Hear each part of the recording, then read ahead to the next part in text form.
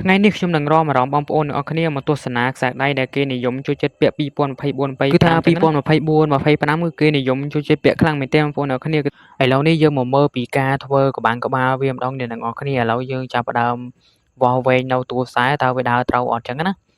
ឥឡូវចាប់ផ្ដើមបងប្អូននេះហើយក្បាំងក្បាលយើងនេះគឺគេយកជាស្រូចចឹងបងប្អូនទាំងគ្នាគេធ្វើវារាងស្រូចចឹងស្រួចចុងទៅធំកណ្ដាលចឹងបងប្អូនគ្នាដើម្បីយើងស្រោបទៅវារាងស្អាតចឹងណាហើយបើបងប្អូនខ្លះទៀតគាត់ស្រឡាញ់យកជាក្បាំងក្បាលខ្លីតាមគេកំងចឹងបងប្អូនគ្នាបងប្អូនខ្លះគាត់ស្រឡាញ់វែងបងប្អូនខ្លះគាត់ស្រឡាញ់ខ្លីចឹងគ្នាតាមគាត់កំងចឹងណា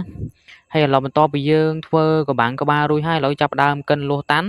ដើម្បីយកវាមកធ្វើកវិលក្បាលចឹងបងប្អូនគ្នាដើម្បីមិនយើងធ្វើក្បាំងក្បាលឥឡូវចាប់ផ្ដើមធ្វើកវិលក្បាលម្ដងដើម្បីដាក់កពក់ចឹងណាបន្ទាប់ពីយើងកិនហើយចាប់ផ្ដើមរូលភ្លើងវាឲ្យក្តៅដើម្បីទន់ដើម្បីបន្ទាប់មកយើងចាប់ផ្ដើមវាយវាមូលដើម្បីមានចុងយើងហូតចឹងបងប្អូននេះប៉ែនហូតរបស់យើងហីយើងហូតតម្រូវត្រូវរុនដើម្បីយើងដំបូងយើងអាចធ្វើក្បាំងក្បាលកវិលក្បាលបានចឹងអ្នកនរគ្នាគឺវាមានលេខមានអីនោះទាំងអស់បងប្អូនគ្នាគឺងាយស្រួលធ្វើខ្លាំងមែនទែន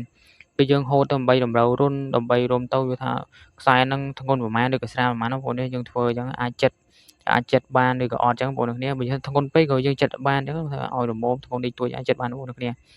ហើយមេខ្ញុំគាត់ចិត្តខ្លួនឯងទៅបងប្អូនគ្នាទៅធ្ងន់ច្រើនពេលថាត្រូវមាត់ត្រូវអីដែរចឹងបងប្អូនគ្នាអញ្ចឹងយើងវាធ្វើយើងប្រយ័ត្នប្រយែងខ្លាំងមែនទែនការធ្វើបន្ទាប់ពីយើង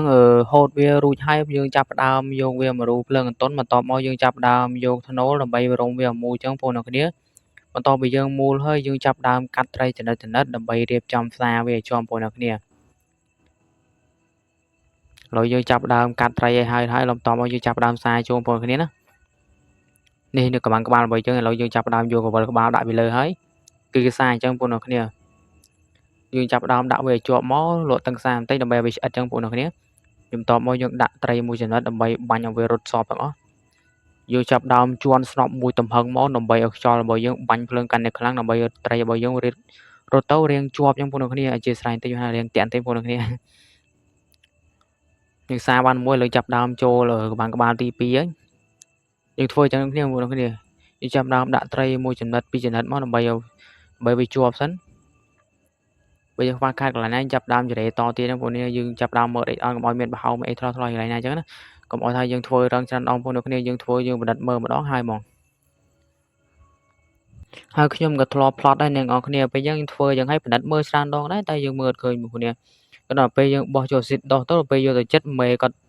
ចិត្តទៅដាច់ហ្នឹងបងប្អូនគ្នាគឺថាត្រូវមាត់ខ្លាំងមែនទែនថាវាចឹងថាគឺយើងប្រយ័ត្នចែងខ្លាំងមែនទែនហើយឥឡូវនេះយើងចាប់ផ្ដើមដាក់កវិលក្បាលចូលទូខ្សែអ្នកនរគ្នាឥឡូវចាប់ផ្ដើមមើលទៅវាថាវាមានខុសខ្លុយឡើងណាអត់ចឹងនៅយើងចរេទៀតចឹងណាឥឡូវខ្សែរបស់យើងបានចាប់ផ្ដើមសារឲ្យ 100% ហើយចាប់ផ្ដើមផ្លឹងមើលតើវាធ្ងន់ប្រហែលស្រាលប្រហែលចឹងណាហើយទូខ្សែរបស់យើងគឺហើយបងប្អូនគ្នា3ខ្សែគឺថាស្អាតខ្លាំងមែនទែនគឺស្ដៃនេះគឺគេនិយមលក់ដាច់ខ្លាំងទេបងប្អូននេះគឺថា2024-25គឺលក់ដាច់ជាខ្សែនេះខ្លាំងមែនទែនបងប្អូនគ្នាហើយស្ដៃនេះគឺកម្មតាក់ពូវិញមួយកថា1កថា2ទៅបងប្អូនគ្នាក្លោកមួយត្រង់មួយសូមអរគុណ